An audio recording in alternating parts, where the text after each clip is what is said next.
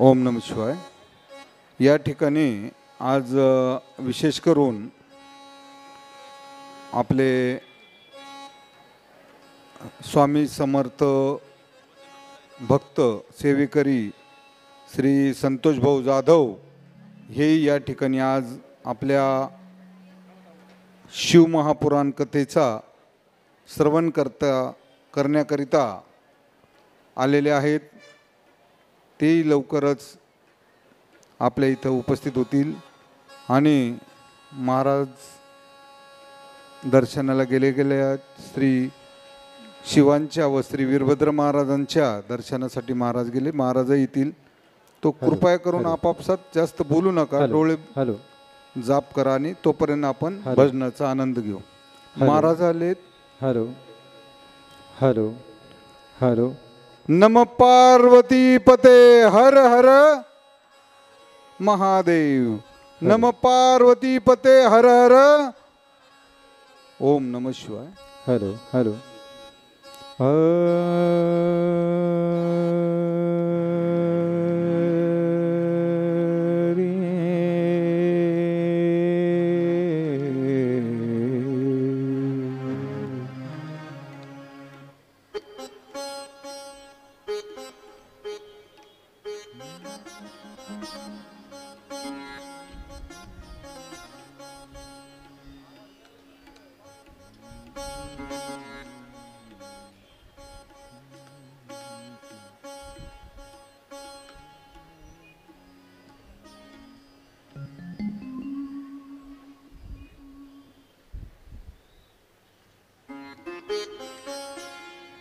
Hello. ओ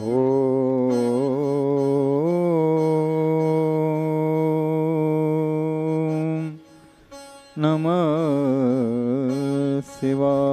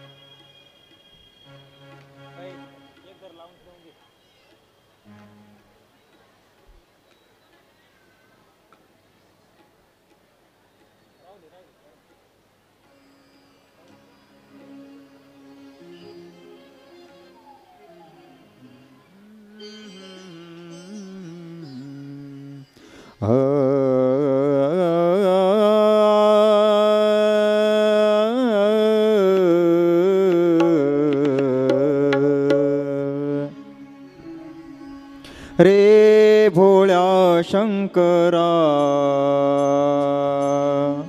रे भोळ्या शंकरा, आवड तुला बेलाची, आवड तुला बेलाची, बेलाच्या पानाची, हे भोळ्या शंकरा, हे भोळ्या शंकरा, हे भोळ्या शंकरा,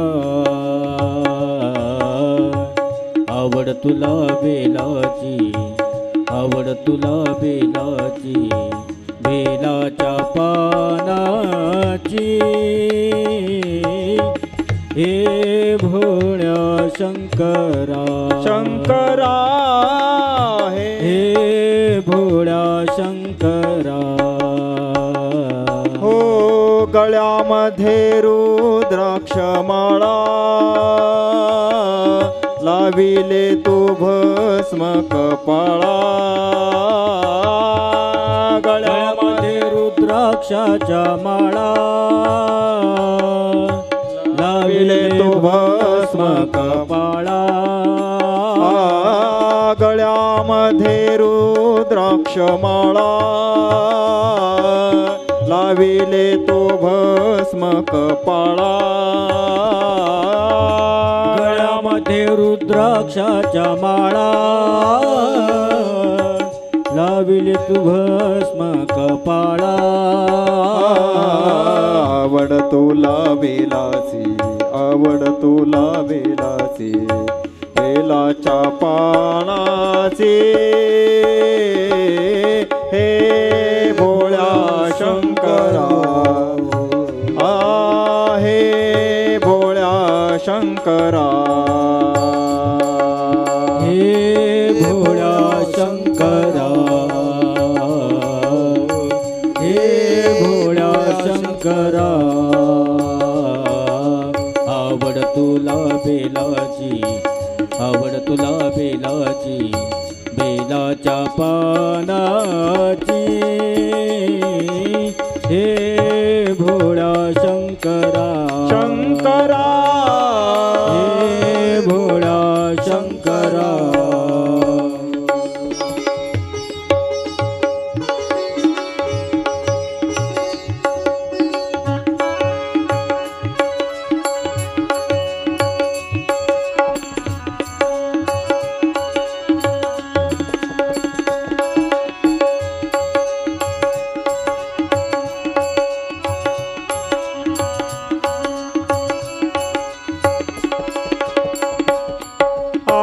त्रिशूळ डमरू हाती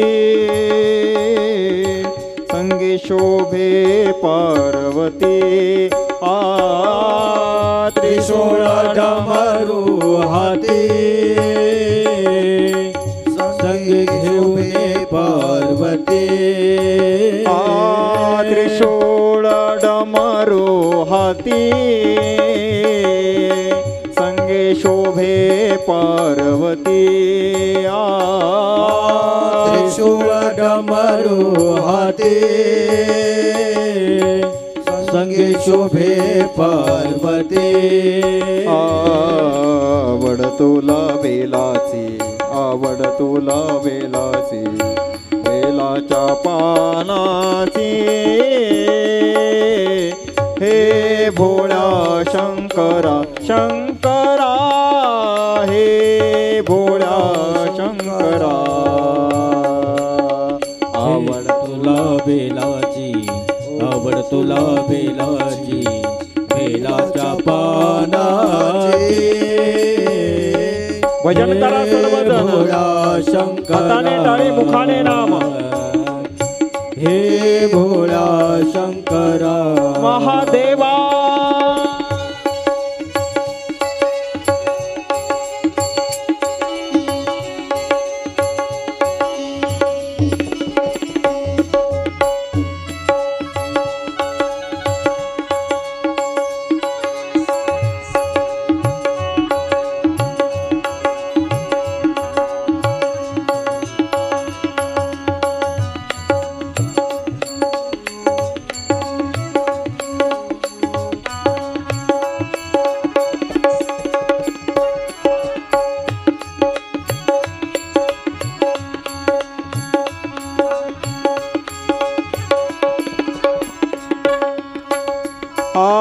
भोलेनाथ आलो तुझ्या द्वारी कुठेही दिसेना पुजारी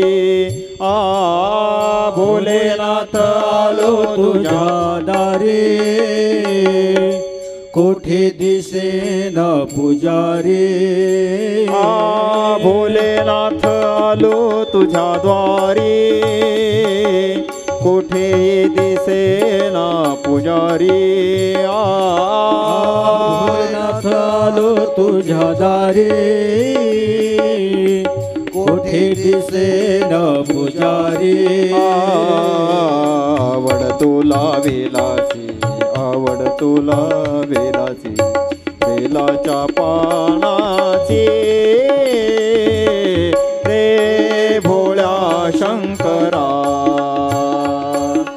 हे भोळ्या महादेवा आवड तुला बेलाची आवड तुला बेलाची बेलाच्या पानाची हे भोळा शंकरा, हे भोळा शंकरा.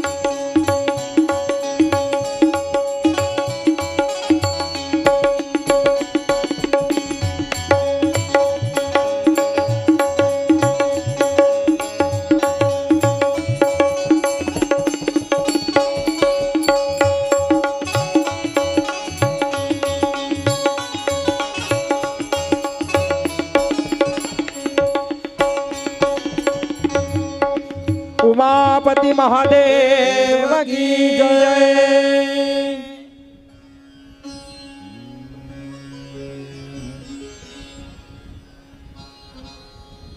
हरी हरी हरी.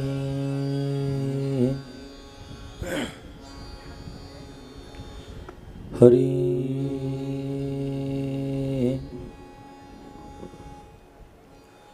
स्वस्ति श्री गणेशाय नमः. स्वस्ति श्री गणेशाय नमः. स्वस्ति श्री गणेशाय नमः. ओम नमो भगवते वासुदेवाय. वंशी विभूषितकरा नवनीरदाभात् पीताम्बरादरुणबिम्बफलाधरोष्टात् पूर्णेन्दु सुन्दरमुखादरविन्दनेत्रात् कृष्णात् परं किमपि तत्त्वमहं न जाने. कृष्णत्वदीयपदपङ्कजपञ्जरान्ते अद्यैव मे विशतु मानसराजहंस. प्राणप्रयाणसमये कपवातपित्तये कण्ठावरोधनविधौ स्मरणं कुतस्ते. आवक्रतुण्डमहाकाय सूर्यकोटिसमप्रभ निर्विघ्नं कुरु मे देव सर्वकार्येषु सर्वदा. शुक्लां ब्रह्मविचारसार परमाद्यां जगद्व्यापिनीं वीणा पुस्तकधारिणीं अभयदां जाड्यान्धकारापहां.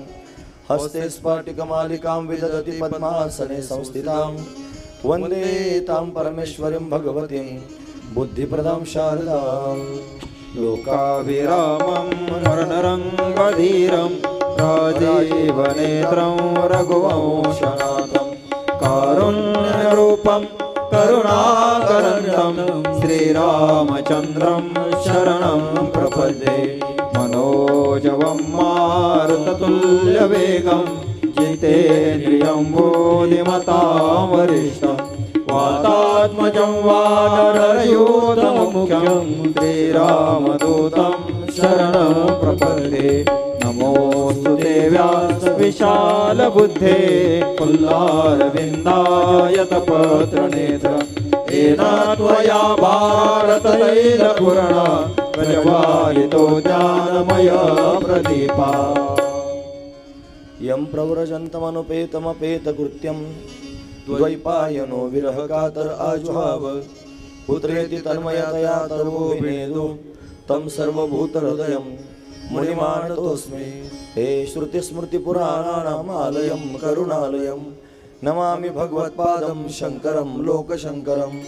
ज्ञानेशं ज्ञानमूर्तिं च साक्षात् प्रेमस्वरूपिणे नामदेवं च दयामूर्तिं श्री एकनाथ हरिप्रिय. वैराग्यस्य परामूर्ति श्री तुकाराम जगद्गुरु नीलकंठ गुरु भक्त नमामि संत पंचकम्. ओम मृत्युंजयाय रुद्राय नीलकंठाय शंभवे मृतेशाय शर्वाय महादेवाय ते नमः. हे सर्वमंगल मांगल्ये शिवे सर्वार्थ साधिके शरण्ये त्र्यंबके गौरी नारायणे नमोस्तुते. ओम जयंती मंगला काली भद्रकाली कपालिनी दुर्गा क्षमा शिवा धात्री स्वाहा स्वधा नमोस्तुते. गुरुर्ब्रह्मा गुरुर्विष्णु गुरुर्देवो महेश्वरा गुरु साक्षात् परम ब्रह्म तस्मै श्री गुरवे नमः. श्री गणेशाय नमः. श्री सरस्वत्यै नमः. श्री गुरुभ्यो नमः. हे शिव हर शंकर नमामि शंकर शिव शंकर शंभो हे गिरिजापति भवानी शंकर शिव शंकर शंभो हा शिव हर शंकर नमामि शंकर शिव शंकर शंभो हे गिरिजापति भवानी शंकर शिव शंकर शंभो शिव हर शंकर नमामि शंकर शिव शंकर शंभो हे गिरिजापति भवानी शंकर शिव शंकर शंभो शंकर नमामि शंकर शिव शंकर शंभो हे गिरिजापति भवानी शंकर शिव शंकर शंभो आ शिव हर शंकर नमामि शंकर शिव शंकर शंभो हे गिरिजापति भवानी शंकर शिव शंकर शंभो शिव हर शंकर नमामि शंकर शिव शंकर शंभो हे गिरिजापति भवानी शंकर शिव शंकर शंभो आ शिव हर शंकर भवानी शंकर शिव शंकर शंभो हे गिरिजापति भवानी शंकर शिव शंकर शंभो शिव हर शंकर नमामि Shankar Shiv Shankar Shambho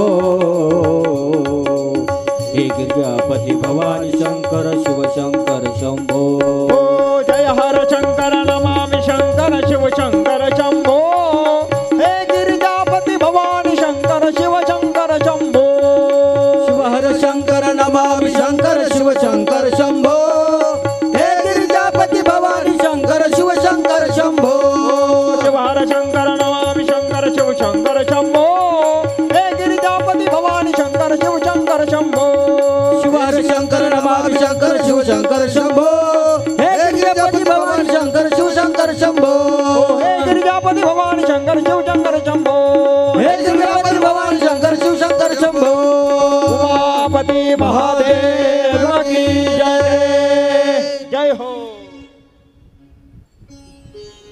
Hari Hari Hari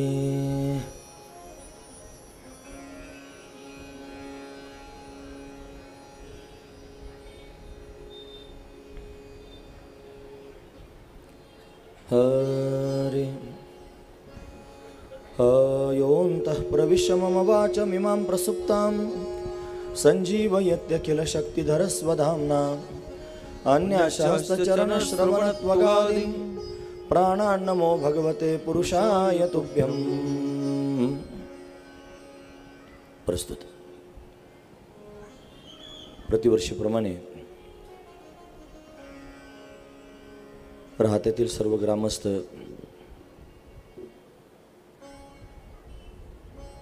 Shri art of living परिवाराच्या माध्यमातून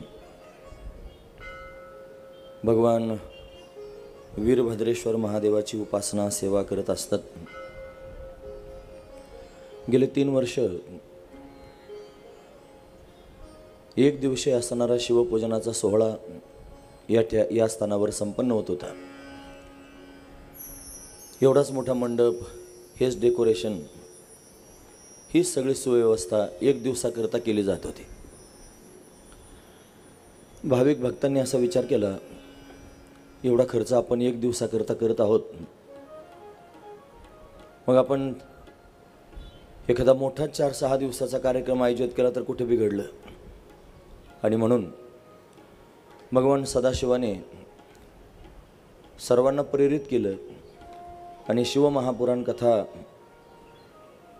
या ठिकाणी आयोजित करण्याची प्रेरणा दिली. या शिवसंकल्पातून ही शिवमहापुराण कथा या ठिकाणी संपन्न होत आहे. आज कथेचा 4था दिवस आहे. कालपर्यंत आपण शिवमहापुराणातील श्री विद्येश्वर संहिता या संहितेतील दिव्य असणारे प्रसंग श्रवण करत आहोत. भगवान शिव हे अनादि आहेत, अनंत आहेत, संपूर्ण जगताला जन्म देणारे आहेत. त्यांच्यापासूनच संपूर्ण चराचर विश्व प्रगट झालेलं आहे. माऊली महावैष्णव भगवान ज्ञानोबराय या जगताच्या निर्मितीविषयी बोलत असताना अमृतानुभवामध्ये तुम्ही ऐकतात ना सर्वजण? अमृतानुभवामध्ये ज्ञानोबराय पहिलं जे प्रकरण आहे शिवशक्ती समावेशन, या शिवशक्ती समावेशनामध्ये जगत कसं निर्माण झालं त्याचं वर्णन करून सांगतात. ते म्हणतात ICEA निरुपाधिके जगाची जी जनिके जी वंदिली म्या मुळिके देवो देवी. ICEA निरुपाधिके, दोन निरुपाधिक तत्व आहेत. त्यांना निरुपाधिक म्हणण्याचं तात्पर्य असं आहे की जे शिवतत्व आहे ते पारमार्थिक सत्तेत राहणार आहे, म्हणजे शक्ती तत्व आहे ते प्रातिभाषिक सत्तेत राहणार आहे. दोघांच्या सत्ता भिन्न आहेत. या सत्तेची उपाधी त्याला नाही, त्या सत्तेची उपाधी तिला नाही. असे दोन भिन्न सत्तेमध्ये असणारे दोन पदार्थ, त्यांचा अनादिकल्पित तादात्म्य संबंध झाला आणि त्यांच्या संबंधातून एक पुत्र प्रगट झाला. त्याचं नाव आहे जगत, हे विश्व. ICEA निरुपाधिके जगाची जी जनिके, जगाला जन्म देणारी दोन तत्व आहेत. आणि ते दोन तत्व जर कोणते असतील तर शिव आणि शक्ती, भगवान शिव आणि भगवती जगदंबा, हे दोघेही या संपूर्ण विश्वाला प्रगट करतात. या अखिल विश्वामध्ये शिवाचे 3 तत्व आहेत, परब्रह्म स्वरूपाचे 3 तत्व आहेत, अस्तित्व, भातित्व आणि प्रियत्व. हे भगवंताचे आहेत. आणि नाम आणि रूप हे जे 2 तत्व आहेत हे भगवतीचे आहेत. पण या ठिकाणी जे अस्तित्व आपल्याला प्रतीतील येत आहे ते अस्तित्व परमात्म्याचं आहे. हे जे आपल्याला भासमान होत आहे सर्व त्यांनी जगत, याचं जे भातित्व आहे हे परमात्म्याचं आहे. हे आपल्याला सुख प्राप्त करून देत आहे, त्याच्या ठिकाणी असणारं सुखरूपत्व हे परमात्म्याचं आहे. फक्त ते आस्ती, भाती आणि प्रिय याच्यावर त्यांनी 2 पडदे आलेले आहेत. एकाचं नाव आहे नाम आणि दुसऱ्याचं नाव आहे रूप. पण हे अनेक नावं, अनेक रूपं आपल्याला पाहायला मिळतात. ते मायेचे असणारे घटक आहेत. म्हणून माया आणि परमात्मा या दोघांच्या त्यांनी एकत्रीकरणानं संपूर्ण विश्व निर्माण झालं. म्हणजे शिव आणि शक्ती यांच्या एकत्रीकरणानं संपूर्ण विश्व निर्माण झालं. पण आपण सर्वजण शिव परमात्मेची संतती आहोत. आपण सर्वजण भगवान शिवाची लेकरं आहोत. आपलं सर्वांचं भरण पोषण करणं, आपल्यावर कृपा करणं, आपल्यावर अनुग्रह करणं, आपल्याला ऊर्ध्वगतीला घेऊन जाणं, याची जबाबदारी भगवान शिवावर आहे. मग ते आपल्या सर्वांची जबाबदारी घेऊन आहेत. सामान्य संसारात जर आपण पाहिलं तर प्रापंचिक लोकांना संतती होते. मग त्या संततीचं भरण पोषण काही शेजारी करीत नाहीत. ज्याला संतती झाली तोच त्या संततीचं भरण पोषण करतो. हे जसं लौकिकात आपण पाहतो तसं त्यांनी आपण जर या भगवंताची संतती आहोत तर त्यांनी आपलं भरण पोषण करण्याचं कामसुद्धा तेच करतात. कशा पद्धतीनं भरण पोषण करतील? 2 अंगानं, एक लौकिक अंगानं आणि एक अलौकिक अंगानं. लौकिक अंगानं जर पाहायचं असेल तर आपली प्रापंचिक भौतिक असणारी स्थिती, या स्थितीमध्ये आपल्याला उत्कर्ष प्राप्त करून देण्याचं काम जर कोण करत असतील तर तेच करतात. आणि अलौकिक गोष्ट जर पाहायची असेल तर या विश्वाच्या पलीकडे जाऊन मोक्ष स्वरूपाची प्राप्ती करून घेणं, मुक्त अवस्थेला त्यांनी जाणं, त्या मुक्त स्थितीपर्यंत नेण्याकरिता सुद्धा तेच अट्टहास करतात. आपल्याला सद्बुद्धी देतात, आपल्याला विवेक देतात आणि विवेकाच्या माध्यमातून ते स्वरूपापर्यंत घेऊन जातात. पण आता सध्या आपण सर्वजण या विशाल असणाऱ्या प्रांगणामध्ये येऊन बसलेलो आहोत. का बसलो आपण सर्वजण? त्याचं कारण आपल्या सर्वांना इथं येण्याची सद्बुद्धी झालेली आहे. आणि ही सद्बुद्धी देण्याची प्रेरणा जर कोण करत असेल तर ते भगवान शिव करतात. म्हणून भगवान शिवानं आपल्याला या ठिकाणी बोलावलेलं आहे आणि भगवान शिवाच्या सत्तेनं आपण या ठिकाणी विराजमान झालेलो आहोत. आपण मोठे भाग्यवान आहोत की आपण शिवपुराण, शिवमहापुराण या ठिकाणी श्रवण करतो आहोत. म्हणून भगवान शिवाचा महिमा मोठा अलौकिक आहे, विलक्षण आहे. ते लीलाकारी आहेत, लीला करतात. लीला शब्दाचा अर्थ जर पाहायचा असला तर कोणतंही कर्म करण्याच्या आधी कोणत्याही प्रकारचा स्वार्थ नसावा आणि कर्म पूर्ण झाल्यानंतर कोणत्याही प्रकारचा अभिमान होऊ नये. याला लीला असं म्हणतात. भगवान शिव या जगताला प्रगट करून लीला करतात. त्यांचा याच्यामध्ये कोणत्याही प्रकारचा स्वार्थ नाही आणि आपल्या सर्वांचं भरण पोषण करतात. त्याचा त्यांना कोणत्याही प्रकारचा अभिमान नाही. म्हणून त्यांनी स्वार्थ आणि अभिमानाच्या पलीकडे जाऊन जी स्थिती त्यांनी पाहायला मिळते त्याला लीला असं म्हणतात. पण दोघेच लीला करत असतात. एक संत लीला करतात, देव लीला करतो. लीलाकारी आहेत. म्हणून भगवान शंकराची ही संपूर्ण असणारी लीला आहे. आणि त्या लीलेमध्ये आपण घटक आहोत हा महत्त्वाचा विचार आहे. फक्त आपणच घटक आहोत असं नाही. ब्रह्मदेवासारखे भगवान विष्णूसारखे सुद्धा तर भगवंताच्या लीलेतले घटक आहेत. ते त्याचे भातुकले आहेत. ते त्याच्या सत्तेनं त्यांनी काम करतात. त्याच्या सत्तेवर त्यांनी अशा पद्धतीनं प्रगट होतात. काल आपण पाहिलं की ब्रह्मदेवाला त्यांनी अभिमान झाला. भगवान विष्णूच्या नाभीतून कमळ प्रगट झालं, त्याच्यातून ब्रह्मदेवाचं प्राकट्य झालं आणि ब्रह्मदेव भगवान विष्णूलाच सांगू लागले, मी श्रेष्ठ आहे, मला नमस्कार करा. भगवान विष्णू सांगू लागले, अरे माझ्या नाभीतून तू प्रगट झालास, मी तुझा पिता आहे, तू मला नमस्कार करायला पाहिजे. दोघांचंही भांडण विकोपाला गेलं आणि प्रत्यक्ष परमात्मा प्रगट झाला. भगवान शिव प्रत्यक्ष प्रगट झाले. त्या दोघांना एक दिव्य असणारं दर्शन भगवान शिवानं करून दिलं. ते आहे ज्योतिर्मय स्वरूपाचं असणारं दर्शन. ज्योतिर्मय दर्शन दोघांनाही झालं. म्हणजे भगवान ज्योती स्वरूप प्रगट झाले. काल आपण हे ऐकलं, ज्या दिवशी भगवान शिव ज्योती स्वरूपात प्रगट झाले त्या दिवसाला महाशिवरात्री असं नाव पडलं. म्हणून महाशिवरात्रीला त्यांनी भगवान शंकराचं प्राकट्य समजून त्याची उपासना त्यांनी करतात. हा त्यातला दिव्य भाव आहे. ब्रह्मदेवाला त्यांनी शाप दिला, केतकीच्या फुलाला शाप दिला, भगवान विष्णूला वरदान दिलं. हा प्रसंग आपण काल पाहिला. आणि भगवान शिव, शंकर, रुद्र एकार्थवाचक शब्द आहेत. महेश्वर हे आपल्या स्थानावर जाण्याकरिता निघाले. ब्रह्मदेवाने आणि भगवान विष्णूने विनंती केली, देवा आमच्यासाठी आपण प्रगट झालात, आमचा अभिमान घालवलात, आम्हाला आपलं पूजन करण्याची इच्छा आहे. आपली पूजा कशी करावी, कोणत्या रीतीनं पूजा करावी हे आमच्याकडे त्यांनी आवाहनम न जानामी तवार्चनम, आम्हाला आवाहन करत नाही, तुझी पूजा कळत नाही, ध्यान कळत नाही, मुद्रा कळत नाहीत, काही कळत नाही, कशा पद्धतीने पूजा करावी हे आम्हाला कळत नाही. पण आपण त्यांनी आम्हाला प्रेरणा द्यावी आणि आपल्या कृपेनं आम्ही आपली पूजा करू इच्छितो. पण भगवान शंकराची पूजा त्यांनी केली पाहिजे. या शिवमहापुराणामध्ये भगवान शंकराची पूजा कशी करावी त्याचं वर्णन त्यांनी सांगितलेलं आहे. आपण सर्वजण भगवान शिवाची पूजा करतो, उपासना करतो, पण कशा पद्धतीनं उपासना केली पाहिजे हे जर पाहायचं असेल तर ते शिवपुराणाला विचारलं पाहिजे महाराज. मग शिवपुराण भगवान शिवाची उपासना पद्धती त्यांनी वर्णन करून सांगतं.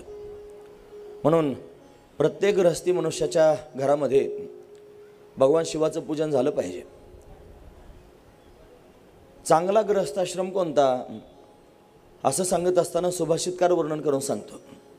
हरी हे सानंद सदनम सुताश्य सुधीय कांता मृदुभाषिनी सन्मित्रम सदनम स्वयोषितिरतिश्चाज्ञा परासेवका आतिथ्यम शिवपूजनम प्रतिदिनम मिष्टान्नपानम गृहे साधो संगमुपासिता हि सततम धन्य गृहस्थाश्रम.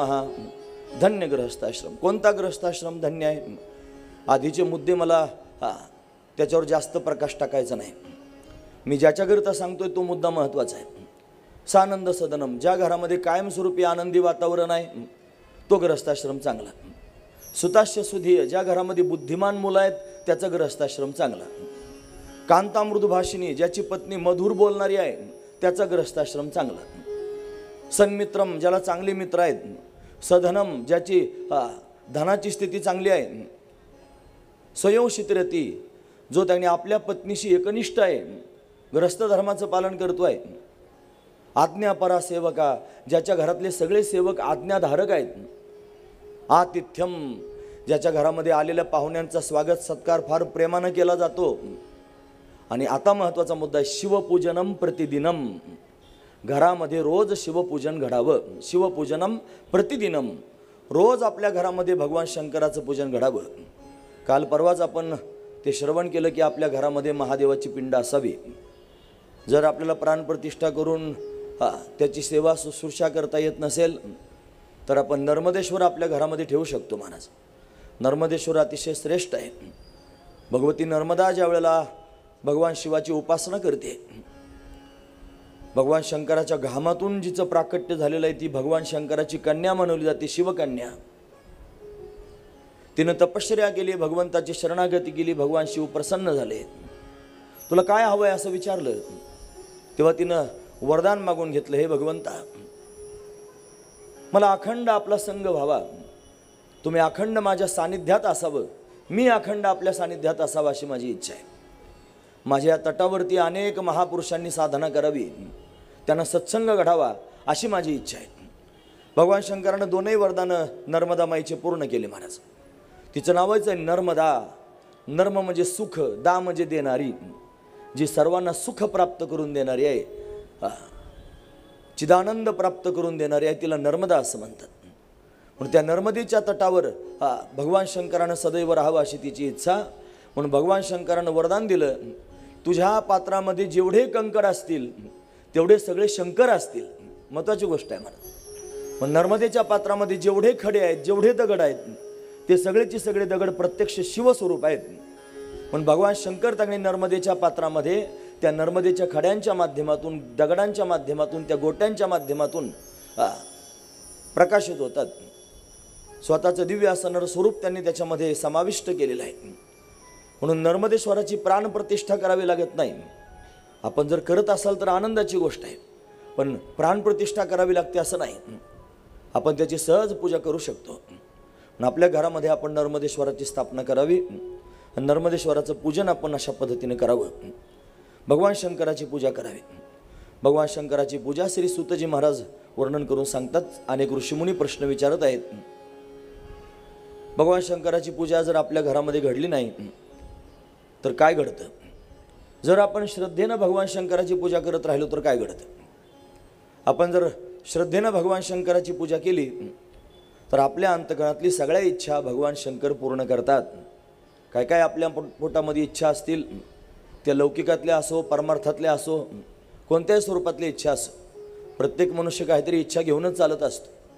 प्रत्येकाच्या मनामध्ये काहीतरी इच्छा असते, कशाची तरी आशा असते. निस्वो वष्टिशतम शतिदशशतम लक्षम सहस्राधिपा लक्षेश क्षितिपालताम क्षितिपतिश्चक्रेशताम वांछति चक्रेश पुनरिंद्रताम सुरपतिर्ब्रह्मा पदम वांछति ब्रह्मा शैव पदम शिवो हरिपदम आशावधिंको गतः. प्रत्येकाच्या पोटात आशा आहे आणि काहीतरी मिळवण्याची आशा आहे. मग आपल्या अंतर्गतातल्या आशा, अपेक्षा, आकांक्षा, इच्छा जर पूर्ण व्हावे असं वाटत असेल तर आपण सर्वांनी साधन केलं पाहिजे. आणि काय साधन केलं पाहिजे? आपण भगवान शंकराची उपासना केली पाहिजे. भगवान शंकराची आपण पूजा केली पाहिजे. ही भगवान शंकराची पूजा आपल्या सगळ्यात आणि इच्छा, अपेक्षा पूर्ण करणारी आहे. जर आपण रोज गृहस्थाश्रमामध्ये राहून भगवान शंकराची पूजा केली नाही तर गृहस्थी मनुष्यावरती 4 प्रकारचे संकट येऊ शकतात. तू म्हणाल मग ही तुमची बळजबरी झाली, नाही पूजा करत तर मग संकट तुझ्यावर येतील. तसं नाही. आपण जर त्यांनी पूजाहीन जीवन जगत असलो, आपल्या जीवनामध्ये जर शरणागती नसेल, आपल्याला जर कोणी सांभाळणारा नसेल, आपल्याला जर कोणी स्वामी नसेल तर संकटांचं त्यांनी येणं चालूच असतं महाराज. संकट थांबतात केव्हा? जेव्हा आपण कुठेतरी शरण जातो. आपण ग्रस्ताश्रमी आहोत, आपल्याला कुठेतरी कुलदैवत आहे, कुलदैवत आहे, कुलदेवतीची उपासना त्यांनी पूर्वापार आपल्या साधू संतांनी, ऋषीमुनींनी आपल्याला सांगितलेली आहे. आपल्या कुळातल्या नियमानुसार, आपल्या गोत्रानुसार आपल्याला त्यांनी भगवतीची उपासना, भगवंताची उपासना सांगितली. बघा, घरोघर आपण खंडेश्वराची उपासना करतो. खंड ईश्वर, आपल्या खंडामध्ये त्यांनी ज्याचं प्रभुत्व आहे असा खंडेश्वर तो भगवान शंकरच आहे महाराज. मार्तंड भैरव आपण त्याला म्हणतो.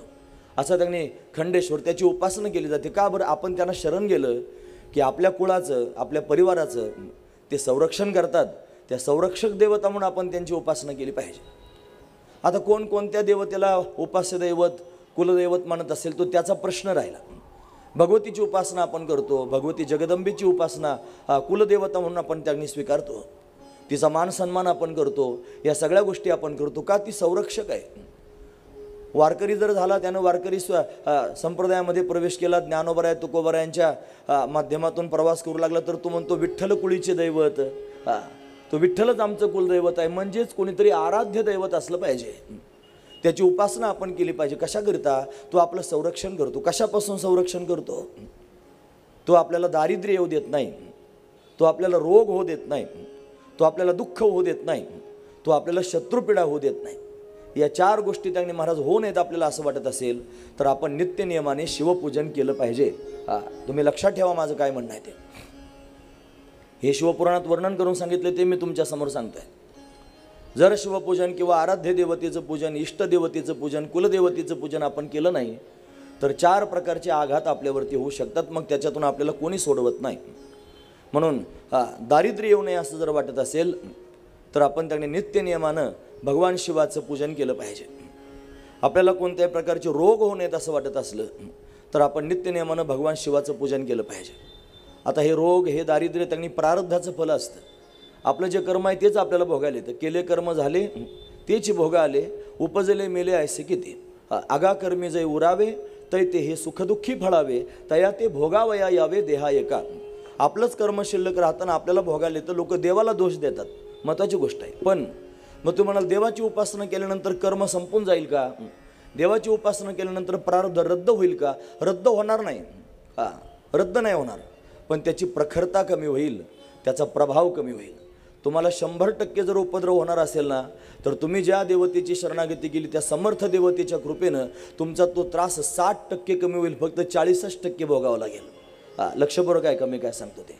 त्रास होणार नाही असं नाही. तो त्रास त्यांनी होईल, पण ती देवता ढाल होऊन तुमच्या समोर उभी राहील. देव त्यांनी मागे उभा राहतो, पुढे उभा राहतो, सांभाळ करतो. उभा राहे सांभाळीत, मागे पुढे उभा राहे सांभाळीत, मागे पुढे उभा राहे सांभाळीत, मागे पुढे उभा राहे सांभाळीत. आलिया आघात निवाराया, आलिया आघात निवाराया, पडिय देह भाव पुरावी वासना, पडिय देह भाव पुरावी वासना. आलिया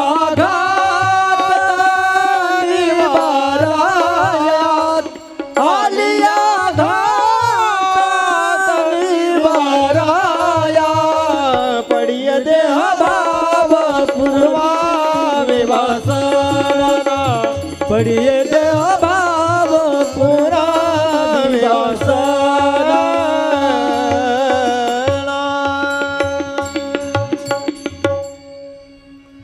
मागे पुढे उभा राहे सांभाळीत, आलिया आघात निवाराय. तो परमात्मा आपल्या मागे पुढे उभा राहतो आणि आपल्यावर त्यांनी आलेले सगळेचे सगळे आघात सहन करतो स्वतः. तुम्ही भगवान श्रीकृष्ण परमात्म्याचं चरित्र जर श्रवण केलं असेल तर हा परमात्मा अर्जुनाच्या पुढे उभा राहिला, हा द्रौपदीच्या मागे उभा राहिला, हा त्यांचा आघात निवृत्त करण्याकरिता त्यांनी तटस्थ झाला. तसे भगवान शिव त्यांनी आघात निवृत्त करण्याकरिता उभेच आहेत. आपण त्यांना इष्ट समजत असलो, त्यांची उपासना जर आपण करत असलो तर ते आपल्याला अशा पद्धतीने सांभाळतील, आपल्यावर कृपा करतील. म्हणून दारिद्र्य आपल्याला त्यांनी येऊ नये असं जर त्यांनी वाटत असेल तर भगवान शिवाची उपासना केली पाहिजे. श्रीमंत होण्याकरिता उपासना करावी असं नाही म्हणलो मी. तुम्ही एकदा सर्वजण दारिद्र्य येऊ नये याच्याकरिता उपासना केली पाहिजे. श्रीमंत नाही झालं तरी चालेल, पण दरिद्री तरी नसावं. बरं, महत्त्वाचा विचार आहे. नाही दरिद्र सम दुःख जगमाही. रामायणामध्ये आणि काकभुशुंडीजी महाराजांना आणि पक्षीराज गरुडानं त्यांनी प्रश्न विचारला, महाराज जगामध्ये सगळ्यात मोठं सुख कोणतं आणि सगळ्यात मोठं दुःख कोणतं? ते म्हणले, संत मिलन सम सुख जग नाही, नाही दारिद्र्य सम दुःख जग माही. लक्षपूर्वक ऐका. संतांच्या मिलनासारखं सुख जगात दुसरं कोणतंच नाही आणि दारिद्र्यासारखं दुःख जगात कोणतंच नाही. म्हणून माणसाला दारिद्र्य येऊ नये महाराज. दारिद्र्याने पीडित होतो मनुष्य. सुदामा ब्राह्मण दरिद्र्य पिढीला, एवढंच घ्यायचं आहे. दारिद्र्य हे माणसाला पिडतं, त्रास देतं, वेदना देतं. म्हणून दारिद्र्य जर त्यांनी येऊ नये असं वाटत असलं, शिव उपासना आपण करावी. बऱ्याच वेळेला असं सांगितलं पाहिजे, काही लोक श्रद्धेनं पूजा करा म्हणलं की करत नाहीत. मग भीती जर घातली तर भीतीपोटी तरी निदान करतील. म्हणून त्यांनी असं तरी सांगावं. गावगाव त्या यात्रा जत्रा होतात की नाही, ते यात्रा होत असताना असा नियम असतो, किंवा पोळा ज्या वेळेला होतो की नाही, बैल पोळा, त्यावेळेला गावगावचे लोक गावातल्या सगळ्या मंदिरांमध्ये जाऊन नारळ फोडतात. अमावस्या असते, नारळ फोडतात. का बरं फोडतात? फार श्रद्धा पोटामध्ये असते असं नाही. बांधावरच्या देवाला सुद्धा नारळ फोडतात महाराज जाऊन. ते श्रद्धेने फोडत नाहीत. समजा 10 देवांना नारळ फोडला आणि 2 देव विसरून राहिले हा, आणि आपण त्यांना नारळ फोडला नाही, हा भाव जर पोटात शिल्लक राहिला तर त्यांनी असा विचार निर्माण होईल, ते 2 देव आपण नारळ न फोडल्यामुळे आपल्यावर कोपतील आणि कोपून आपलं काहीतरी वाईट करतील, म्हणून त्यांनी वाईट करू नये म्हणून तरी नारळ फोडा. असा विचार लोकांच्या मनात असतो. फार श्रद्धेनंच सेवा करतात असं नाही, काही वेळेला भीतीनं सुद्धा सेवा करतात. म्हणून मला भीती दाखवायची नाही, वस्तुस्थिती सांगायची. ते त्याने आपल्याला संरक्षक असणारे देवत आहेत. म्हणून दारिद्र्य येऊ नये, भगवान शिवाची उपासना करा. असाध्य असणारे रोग होतात, ते रोग जीवनामध्ये त्रस्त करून टाकतात. मरणासन्न स्थितीमध्ये रोग घेऊन जातात. पण भगवंताची उपासना जर आपण करत असलो तर ती उपासना आपल्याला रोगातून सुद्धा दूर करते महाराज, बाहेर काढते. एवढं सामर्थ्य त्या उपासनेमध्ये पाहायला मिळतं. म्हणून त्यांनी अनेक प्रकारचं दुःख घालवायचं त्यांनी काम ही उपासना करते. आध्यात्मिक ताप, आधी भौतिक ताप, आधी दैविक ताप, 3 प्रकारचे ताप असतात. आध्यात्मिक ताप म्हणजे शारीरिक व्यथा, आधी भौतिक ताप म्हणजे भौतिक पदार्थांपासून होणारा उपद्रव, आधी दैविक ताप देवतांपासून होणारा उपद्रव. वायू हा देव आहे, जर उफाळून आला तर भयंकर वेदना देतो. अग्नी हा देव आहे, जर भडकला तर गावाची गावं जाळू शकतो. जल हे देवता आहे, पण जर जास्त स्वरूपात आलं तर गावं वाहून नेऊ शकतात. या देवताच आहेत. देवतांपासून होणारं दुःख, देवतांपासून होणारा ताप, या 3 तापांचं शमन जर करायचं असेल तर शिव उपासना करावी. फार महत्त्वाची गोष्ट आहे. का शिव उपासना आपण करावी याचं वर्णन आहे. शिवपूजन, महादेवाचं पूजन आपल्या घरात आपण का करावं त्याचं एक कारण आहे. आणि शत्रुपीडा, शत्रू घातक असतो, शत्रू भय निर्माण करून देतो, शत्रू हृदय विदीर्ण करून टाकतो. रात्रंदिवस त्यांनी वेदना शत्रू द्यायचं काम करतो. म्हणून शत्रुपीडा निवृत्त होण्याकरिता आपण उपासना केली पाहिजे. कशा पद्धतीने उपासना करावी सांगा. आम्हाला कळालं आता की जर आपण शिव उपासना केली नाही तर या 4 गोष्टींचा त्यांनी प्रकोप होऊ शकतो आणि आपल्याला त्या माध्यमातून दुःख वेदना सहन कराव्या लागू शकतात. मग कशा पद्धतीनं पूजा करावी त्याच्याकरिता नियम सांगितले. आपण भल्या पहाटे लवकर त्यांनी जागं व्हावं. ब्राह्मी मुहूर्तावर जागं व्हावं. लक्षपूर्वक आहे का. ब्राह्मी मुहूर्त म्हणजे काय. हे बघा, रात्री 11:30 वाजल्यापासून पहाटे 3:30 वाजेपर्यंत जो कालावधी असतो त्याला आसुरी वेला असं म्हणतात. 11:30 ते पहाटे 3:30 हा जो कालावधी त्याला आसुरी वेला म्हणायचं. या कालामध्ये त्यांनी महाराज तुम्ही कोणत्याही प्रकारचे पवित्र कर्म, त्याच्यात आघोर कर्म होतात, आघोर कर्म करण्याचा तो कालावधी आहे. पहाटे 3:30 वाजल्यापासून सूर्योदयापर्यंत जो कालावधी असतो त्याला ब्राह्मी मुहूर्त असं म्हणावं. त्या ब्राह्मी मुहूर्तावर त्यांनी जागं व्हावं. सकाळी लवकर त्यांनी ब्राह्मी मुहूर्तावर उठावं. यानंतर त्यांनी स्नान करावं, शुचिर्भूत व्हावं. शिवपूजा करण्याकरिता मनुष्य शुचिर्भूत असला पाहिजे. सगळ्यांनी कान उंच करून ऐका. शुचिर्भूत होणं म्हणजे काय, शौच म्हणजे काय. शौच अतिशय महत्त्वाचा मुद्दा आहे. धर्माचा पाय आहे महाराज शौच, शुचिर्भूतता. म्हणून तप, दान, शौच, सत्य हे त्यांनी धर्माचे पाय आहेत. तपश्चर्या करणं हा धर्म आहे. दान धर्म करणं, दया करणं हा धर्म आहे महाराज. दया हा धर्म आहे आणि शौच हा धर्म आहे. शुचिर्भूत राहणं धर्म आहे. ज्याला शिव उपासना करायची त्याच्याकरिता नियम सांगतो, लक्षपूर्वक आहे का. तो जर लघुशंकेला गेला म्हणजे लघवीला गेला तर त्यानं मनगटापर्यंत हात धुवायचे, त्यानं घोट्यापर्यंत पाय धुवायचे, त्यानं 4 वेळेला पाण्यानं गुळणा करायचा आणि मग त्याने पुढच्या कामाला लागायचं.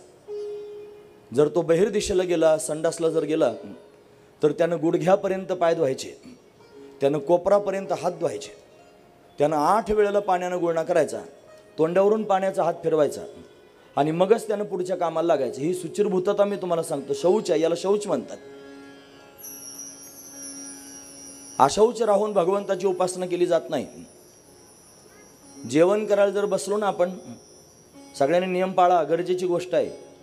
नाहीतर आपण रांजणामध्ये पाणी भरायला सांगितलं, पाणवठ्यावरून हांडा भरून आणला, रांजणात ओतायला सुरुवात केली आणि त्या रांजणाला खालच्या बाजूने एक छिद्र पाडून ठेवलं.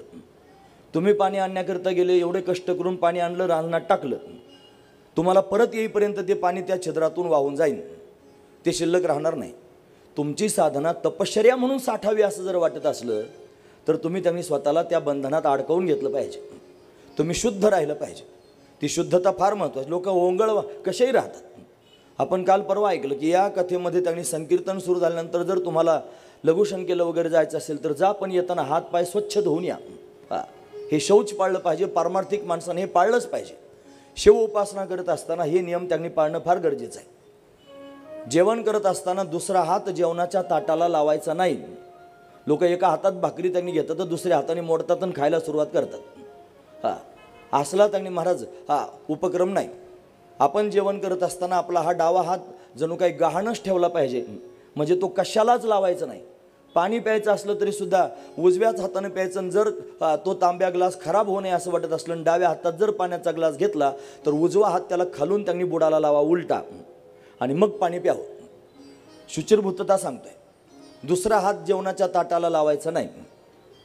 माझं हे ऐकून जर एखादा मनुष्य शुचिर्भूत राहत असेल तर माझं 2 मिनिटाचं हे सांगणं सार्थकी लागेल. हे सांगितलंच पाहिजे, याची गरज आहे महाराज. आपण फार श्रद्धेनं साधना करतो. साधनेमध्ये 2 प्रकार असतात.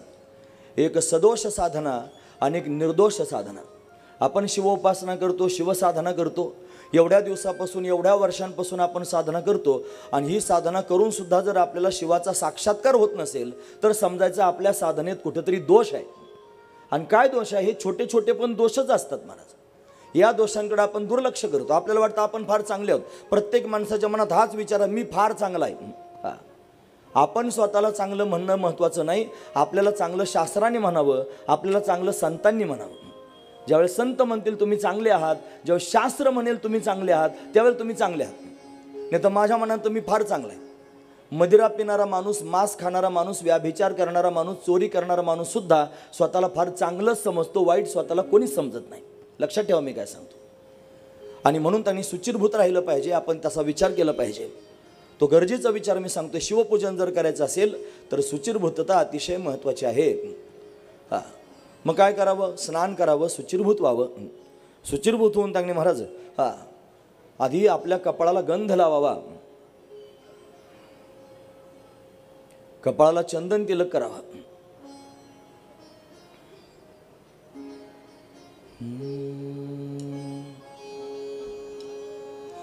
ओम शिव परात् परा शिव ओंकारा शिव तव शरणम्. ओम शिव परात् परा शिव ओंकारा शिव तव शरणम्. ओम शिव सगळे म्हणा. शिव परात् परात् शिव ओंकारा शिव तव शरणम्. ओम शिव परात् परा शिव ओंकारा शिव तव शरणम्. ओम शिव परात् परा शिव ओंकारा शिव तव शरणम्. ओम शिव परात् परा शिव ओंकारा शिव तव शरणम्. ओम शिव परात् परा शिव ओंकारा शिव तव शरणम्.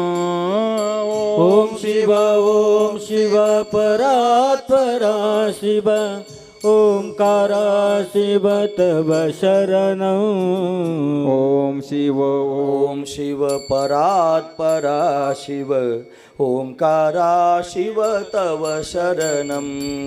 ओम शिव परात् परा शिव ओंकारा शिव तव शरणम्. भगवान शिवाची उपासना करत असताना शौच महत्त्वाचं आहे. शुचिर्भूतता अतिशय गरजेची आहे. मग कशा पद्धतीने आपण शुचिर्भूत राहावं याचा त्यांनी विचार आपण ऐकतो आहोत. सुरुवातीला आपण त्यांनी स्नान करावं. स्नान केल्यानंतर धूत वस्त्र परिधान करावं, म्हणजे धोतर सोहळं लावावं. त्यानंतर त्यांनी आपल्या कपाळाला गंध लावावा. कपाळाला गंध लावल्याशिवाय पूजा संपन्न करता येत नसते. म्हणून त्यांनी कपाळाला गंध लावावा. त्याच्यानंतर त्यांनी देवासमोर दीप प्रज्वलन करावं आणि मग त्यांनी पूजेला सुरुवात करावी. एकांत स्थानात बसून त्यांनी आपली संध्या आधी आटोपून घ्यावी. त्यानंतर प्रथम गणेशाचं पूजन करावं. शिवपूजनाची विधी मी तुमच्यासमोर सांगतोय. यानंतर एक दिव्य असणाऱ्या सिंहासनाची कल्पना करावी. भगवान शिवाला त्यांनी त्याच्यावरती स्थापन करावं. महादेवाची पिंड एका उंच आसनावर स्थापन करावी. दिव्य त्यांनी सिंहासनावर स्थापन करावे. त्यानंतर त्यांनी पूजा द्रव्य आपल्याजवळ घ्यावं. त्यानंतर त्यांनी महाराज शिवाची स्थापना करून 3 वेळेला आचमन करावं. आचमन केल्यानंतर त्यांनी प्राणायाम करावा.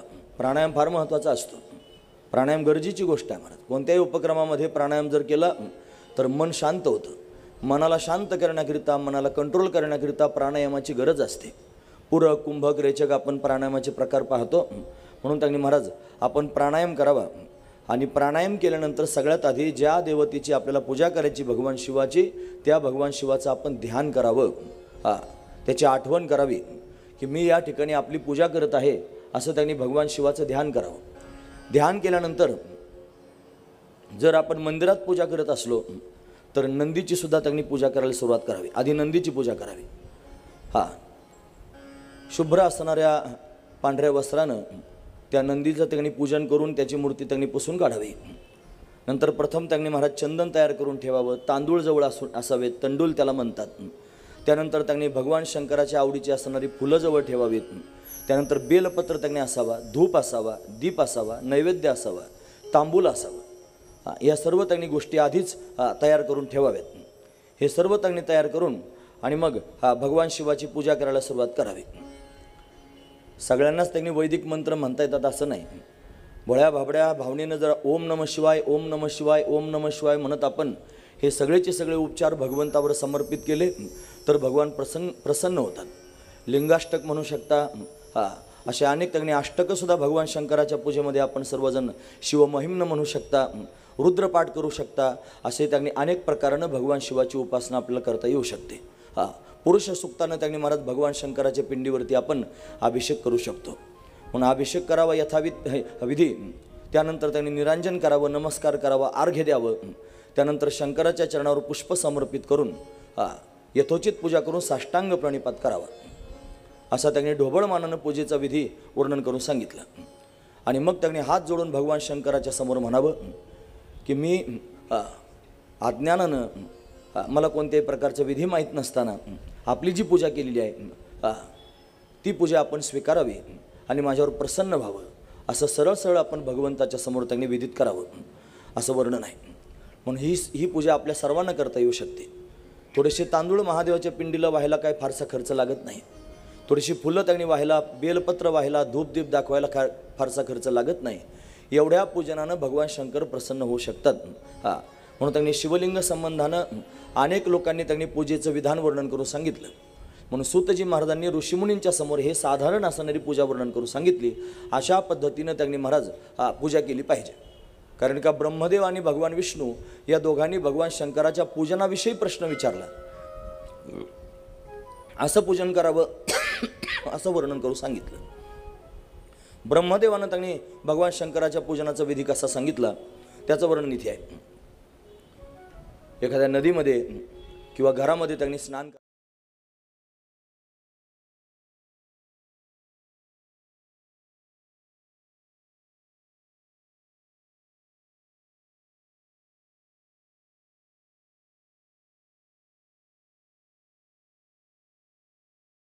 पाणी कमी असल्यावर अर्धी मी घेतो बादली आणि अर्धी तू घे असं होतं. म्हणून तसं करायचं नाही. शिवपूजन जर करायचं असेल तर स्वतंत्र जल आपण त्या स्नानाकरता घ्यायचं. त्यानंतर त्याने दुसऱ्यानं धारण केलेले वस्त्र आपण धारण करायचे नाहीत. आपलं स्वतंत्र वस्त्र आपण त्याने घ्यायचं. स्नान करण्याकरिता सुद्धा दुसऱ्याचं वस्त्र आपण घ्यायचं नाही. धूत वस्त्र नेसून त्यांनी आचमन करायचं. शेणानं सारवलेल्या ठिकाणी सुंदर आसन त्यांनी मांडायचं. जर मृगचर्म असेल तर फार चांगली गोष्ट, मृगचर्मावर त्यांनी बसायचं. नाहीतर त्यांनी लोकरीचं असणारं साधं आसन, शुभ्र आसन आपण त्यांनी ठेवायचं. आणि लोकरीचं आसन सगळ्यात चांगलं असतं महाराज. त्याच्यावर बसून आपण त्यांनी साधना करू शकतो. त्याच्यानंतर भस्म त्रिपुंड धारण करायचं. रुद्राक्ष धारण करायचे. रुद्राक्ष भगवान शंकराला अतिशय प्रिय आहे. भगवान विष्णूला जशी तुलसी प्रिय आहे तसं त्यांनी भगवान शिवाला रुद्राक्ष अतिशय प्रिय आहे. मग रुद्राक्ष आपण त्यांनी धारण करायचं. आणि मग शिवाचं त्यांनी ध्यान करायला सुरुवात करायची. मनामध्ये भगवान शंकराची मूर्ती आणायची. आपण जसं म्हणतो ना, कर्पूर गौरम करुणावतारम, असं त्यांनी संपूर्ण चित्र आपल्या डोळ्यासमोर उभं करायचं. भगवान शंकर हे कापरासारखे गोरे आहेत असं त्यांनी मनामध्ये स्मरण करायचं. जर भगवान प्राप्त व्हावेत असं वाटत असलं तर या सगळ्या गोष्टी तुम्हाला कराव्याच लागतील, त्याला पर्यायच नाही महाराज. म्हणून त्यांनी जरी आपण शिवलिंगाची पूजा करत असलो तरी आपण काल ध्यानाचे प्रकार पाहिले. प्रतीक ध्यान, हे प्रतीक ध्यान आहे. शिवलिंग हे प्रतीक आहे, कोणाचं? शिवाचं प्रतीक आहे. म्हणून शिवलिंगाचं त्याने पूजन करत असताना त्या शिवलिंगामध्ये भगवान शिवाचं ध्यान आपण करायचं. ते कशा पद्धतीने करायचं ते सांगतात. भगवान शंकराच्या मस्तकावर चंद्र आहे, त्या चंद्राचं स्मरण करायचं. भगवान शंकराच्या मस्तकावर त्यांनी जटांचा भार आहे, त्या जटांचा भार त्यांनी डोळ्यासमोर आणायचा. यानंतर त्यांच्या अंगावर गजचर्म घातलेलं आहे, परिधान केलेलं आहे, ते गजचर्म आपण डोळ्यासमोर आणायचं. यानंतर त्यांनी व्याघ्रांबर त्यांनी परिधान केलेलं आहे, ते व्याघ्रांबर डोळ्यासमोर आणायचं. भगवान शंकर हे पंचमुख आहेत, 5 मुख भगवान शंकराला आहेत. पंचमुख असणारे भगवान शिव आहेत, त्या प्रत्येक मुखाचं नावही स्वतंत्र आहे महाराज. म्हणून पुढे ते येणार आहेत. यानंतर त्यांनी भगवान शंकराला 10 हात आहेत, दशभुज असणारे भगवान शिव आहेत. त्याला अमृतेश्वर महादेव असं म्हणावं. अमृतेश्वर असं त्यांनी भगवान शिवाचं वर्णन आहे. ते त्रिनेत्रधारी आहेत. जर 5 मुख असतील तर 15 नेत्र आहेत महाराज. असं आपण त्यांनी डोळ्यासमोर आणावं. यानंतर वासुकी सर्प त्यांनी गळ्यामध्ये धारण केलेलं आहे. हातामध्ये पिनाक नावाचं धनुष्य आहे. पिनाक धनुष्य आहे. ते जिथे त्यांनी राहतात तिथं दिव्य असणारा एक ध्वज आहे, त्या ध्वजाला त्यांनी वृषभध्वज असं त्यांनी म्हणतात. भगवान शंकराचंच नाव वृषभध्वज आहे, त्याच्यावर वृषभाचं चिन्ह आहे. वृषभ म्हणजे बैल. बैल हे धर्माचं प्रतीक आहे आणि धर्म सांभाळणारे भगवान शिव आहेत, म्हणून त्यांनी अशा पद्धतीने वृषभध्वज भगवान शंकराला म्हणलं जातं. त्यांच्यासमोर त्यांनी रिद्धी सिद्धी नृत्य करतायत. सगळं वैभव त्यांच्या पायावर लोळण घालतायत. खरं तर ते स्मशानवासी आहेत, स्मशानामध्ये राहतात. काशी क्षेत्रामध्ये भगवान शिव वास्तव्य करतात ना, त्या काशीला महास्मशान असं म्हणलं जातं. ते महास्मशान आहे, तिथं त्यांनी भगवान शिव राहतात. काशीचं अजून एक नाव आहे आनंदवन. असं त्यांनी आनंदवन नावाचं नाव आहे काशीला. सगळ्यात आधी जर त्यांनी हे सृष्टी निर्माण करताना भगवान शिवानं काय निर्माण केलं असेल तर ते आनंदवन निर्माण केलं असं वर्णन आहे महाराज. म्हणून अशा पद्धतीने भगवान शंकराचं ध्यान करावं. नंतर त्यांनी आचरण करून भगवान शंकराला आणि त्याचं पूजन करायला सुरुवात करावी. तीळ भगवान शंकराच्या पिंडीवर व्हावेत. तीळ हे ब्रह्मदेवानं सांगितलेले वर्णन करून सांगतोय. यानंतर त्यांनी गहू अर्पण करावेत. त्याच्यानंतर त्यांनी जव अर्पण करावेत. त्याच्यानंतर मूग अर्पण करावेत. हे अर्पण केल्यानं वेगवेगळ्या प्रकारच्या व्यथा दूर होतात असं त्यांनी सांगितलं जातं. अशी धान्य त्यांनी अर्पण करावेत. आणि भगवान शंकराची 5 मुखं आहेत, त्या 5 मुखांना त्यांनी 5 प्रकारची फुलं व्हावीत. त्यांची जी नावं आहेत 5 त्यांनी मुखांची, सद्योजात, वामदेव, तत्पुरुष, अघोर आणि ईशान, हे 5 भगवान शंकराच्या मुखांची नाव आहेत. काल परवा आपण ऐकलं भगवान शिवाचं पूजन त्यांनी करण्याकरिता मंदिरात जात असताना आपण 5 वेळेला टाळी वाजवावी. ही 5 वेळेला टाळी वाजवण्याचं कारण काय? हे 5 मुख भगवान शंकराला आहेत. पण अशा पद्धतीने भगवान शंकराचं आपण ध्यान केलं पाहिजे, अशा पद्धतीने पूजा केली पाहिजे. फुलं त्यांनी अर्पण करावेत. त्या फुलांमध्ये भगवान शंकराला प्रिय असणारे फुलं जर कोणती असतील तर सगळ्यात प्रिय फुलं आहे धोत्रा. धोत्र्याचं जे फुलं आहे ना ते भगवान शंकराला प्रिय आहे. कोण्या एका कीर्तनकारानं सांगितलं महादेवाच्या मंदिरात उद्या त्यांनी महादेवाच्या पूजेकरिता धोत्र्याचीच फुलं घेऊन या. म्हणजे धोतर नेसलेल्या लोकांनी आणलेली फुलं असं त्याचा अर्थ लावू नका. धोत्र्याची म्हणजे धोतर नेसलेला माणूस फुलं घेऊन आलं की मग त्याची फुलं शंकर घेतो तसं नाही. धोत्रा नावाचं झाड आहे, नाहीतर धोत्र नावाचं गाव आहे आमच्याकडे पारनेरकडं. धोत्र्याचीच फुलं म्हणजे धोत्रे गावातून फुलं आणा असं त्याचा अर्थ होत नाही. धोत्रा नावाची वनस्पती आहे, तिची असणारी फुलं भगवान शंकराला प्रिय आहेत. धोत्र्याची फुलं त्यांनी व्हावीत. बेलपत्र व्हावीत. द्रोण मंदार आदी करून त्यांनी पुष्पपत्र भगवंताला अतिशय प्रिय आहेत. म्हणून अशा अनेक पत्रपुष्पांनी भगवंताची पूजा केली जाते. वरील जर वस्तू उपलब्ध नसतील तर सगळ्यांचा अंतर्भाव बिल्वदलामध्ये होतो. म्हणून त्यांनी बेलाचं पान भगवान शंकराला अर्पण करावं. भगवान शंकरच ज्याचं जीवन झालेले आहेत ते अनेक प्रकाराने उपचार करून पूजा करतात महाराज. सुमितजी महाराज आलेले आहेत. त्यांच्याकडे जी भगवान शंकराची पूजा होती आम्ही प्रत्यक्ष पाहिलेली आहे. त्यांचं जीवनच शिवमय झालेलं आहे. फार दिव्य असणारं ते भगवान शंकराचा तो दरबार आहे आणि त्या दरबारामध्ये भव्य दिव्य स्वरूपातली त्यांनी सेवा होते. आम्हाला 1-2 वेळेला त्यांनी सेवेमध्ये सहभागी होता आलं होतं. म्हणून त्यांनी महाराज दिव्य असणारी सेवा आपण सर्वजण करतो. इथं सुद्धा फार भव्य दिव्य स्वरूपात भगवान शंकराची सेवा केली जाते आणि ती त्यांनी महाराज आखीव रेखीव असते, पाहतच राहावी अशा पद्धतीची घडते. म्हणून अशा पद्धतीनं भगवान शंकराची सेवा करावी, पूजा करावी, धूप दीप अशा पद्धतीनं नैवेद्य दाखवावा भगवान शिवाला, मागणी करावी, रूपम देही यशम देही, असं त्यांनी महाराज मागणीचे पण प्रकार आहेत. आणि काहीच मागायचं नसेल तर मोक्ष स्वरूपाची मागणी करावी आणि मग ती पूजा अशा पद्धतीने पूर्ण करावी. आरती करावी. आरतीचे काही नियम असतात महाराज. 5 दीपक त्यांनी प्रज्वलित करावेत आणि मग त्यांनी आरती करायला सुरुवात करावी. 4 वेळेला आरती चरणाजवळ ओवाळावी, 4 वेळेला चरणांच्या जवळ, यानंतर त्यांनी 1 वेळेला मुखाजवळ, 7 वेळेला संपूर्ण अंगाभोवती त्यांनी आरती ओवाळावी. अशा पद्धतीनं आरती भगवान शंकराची करावी. त्यानंतर मंत्र पुष्पांजली अशा पद्धतीने म्हणावी आणि मग त्या पूजेची सांगता होत असते. अक्षदा त्यांनी भगवान शंकराला व्हाव्यात, मग पूजेची सांगता होते. मुनींनी अनेक प्रकारचे प्रश्न विचारले. ते म्हणले आपण पुष्पांनी भगवान शंकराची पूजा करा म्हणून सांगितलं, धोत्र्याचं पुष्प सांगितलं, आणखी कोणकोणत्या पुष्पांनी भगवान शंकराची पूजा केली जाते? मग त्यांनी सांगितलं कमल पुष्पाने भगवान शंकराची पूजा केली जाते. कमल पुष्प भगवान शंकराला अतिशय प्रिय आहे. त्यानंतर बेलपत्र प्रिय आहे, शतपत्र भगवान शंकराला प्रिय आहे, शंखपुष्प भगवंताला अतिशय प्रिय आहे. यांनी जर पूजा केली तर त्यांनी लक्ष्मी प्राप्ती आपल्याला होऊ शकते असं त्यांनी वर्णन आहे. ज्याला लक्ष्मीची प्राप्ती करायची इच्छा आहे त्यानं कमल पुष्पांनी भगवान शिवाची उपासना करावी. ती उपासना करत असताना प्रस्थपूजा म्हणली जाते. प्रस्थपूजा, पूजेचं नाव आहे प्रस्थपूजा. 20 कमळं जर आपण कमळाची फुलं जर आपण भगवान शंकराला समर्पित केली तर त्याला एक प्रस्थ म्हणतात. काय म्हणायचं? एक प्रस्थ. 20 कमळाची फुलं त्यांनी भगवान शंकराच्या पिंडीसमोर समर्पित करायचे, त्याला एक प्रस्थ म्हणायचं. 1000 त्यांनी बेलाची पानं जर आपण त्यांनी भगवान शंकराच्या पिंडीवर वाहिली तर त्याला अर्धप्रस्थ म्हणतात, अर्धप्रस्थ. त्याच्यानंतर 1000 शतपत्र जर आपण भगवान शंकराच्या पिंडीवर वाहिले तर त्यालाही अर्धप्रस्थ असं म्हणतात. 16 फळं जर आपण भगवान शंकराच्या पिंडीवर समर्पित केले, 16 प्रकारची फळं जर आपण भगवान शंकराच्या पिंडीवर समर्पित केले तर त्याला सुद्धा प्रस्थपूजा म्हणतात. ती सुद्धा एक प्रस्थ आहे. पण आपल्याला जे शक्य असेल ती पूजा आपण करू शकतो महाराज. अशा प्रकारानं प्रस्थपूजा केल्यास सर्व कामना पूर्ण होतात. ज्याला सगळ्या कामना अंतकरणातल्या पूर्ण करण्याची इच्छा आहे त्यानं भगवान शंकराची प्रस्थपूजा करावी. म्हणून त्यांनी हा पूजेचा प्रकार त्यांनी वर्णन करून सांगितला. ज्याला राज्य प्राप्त करून घ्यायचं असेल, ज्याला त्यांनी विजयी व्हायचं असेल त्यानं काय करावं? त्यानं 10 कोटी कमळं भगवान शंकराच्या पिंडीवर व्हावेत. किती? 10 कोटी. एवढी जमा करणं सोपं नाही आपल्याला, पण तरीसुद्धा 10 कोटी कमळं जर भगवान शंकराच्या पिंडीवर वाहिली तर राज्य प्राप्त होऊ शकतं. राज्य प्राप्त करण्याकरिता एवढी त्यांनी फुलं सांगितली.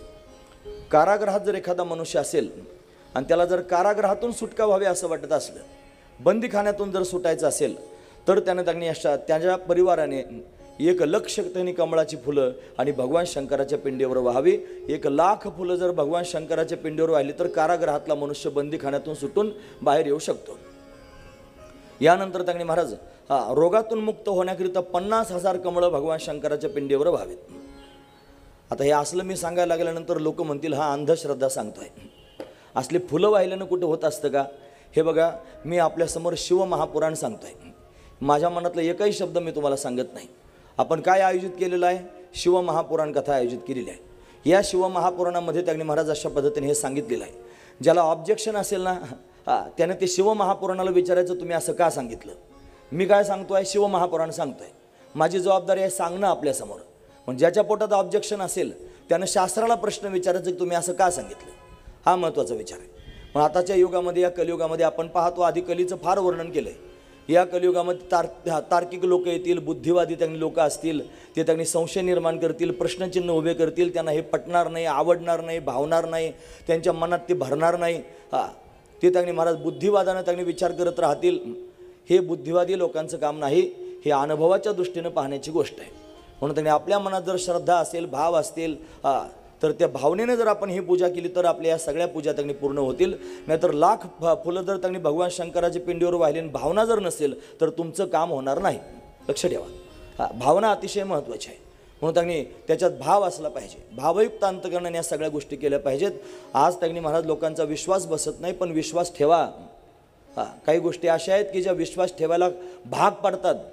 केदारनाथासारख्या ठिकाणी मोठा प्रलय झाला की नाही? प्रलय केवढं त्यांनी पाणी मंदाकिनीला आलं, ढगफुटी झाली, गावं वाहून गेले. जिथं प्रलय झाला, ज्या जागेवरती ती ढगफुटी झाली, तिथंच असणारं केदारनाथाचं मंदिर, त्याला काहीच झालं नाही. हे काय चमत्कारापेक्षा कमी आहे का? फार महत्त्वाचा विचार आहे. भावनेच्या दृष्टीनं जर पाहायचं असेल तर तुम्हाला हे मान्य होईल.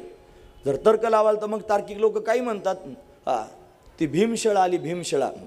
ती भीमशिळात जर कोणी आता गेलं असेल तर पाहिले असेल, ती आयताकार शिळा आहे. ती जणू काय घडवलेली शिळा आहे, चौकोनी अशी आयताकार, तिला काने कोपरे सुद्धा आहेत. अशी सुंदर असणारी ती शिळा केदारनाथाच्या मंदिराच्या मागच्या बाजूला त्यांनी येऊन उभी राहिली. जेवढा पाण्याचा त्यांनी ओघ आला, तो संपूर्ण ओघ त्या शिळेनं अडवला. फक्त अडवला असं नाही, 2 बाजूनं पाठवून दिला आणि मंदिर मात्र जसंची तसं सुरक्षित ठेवलं.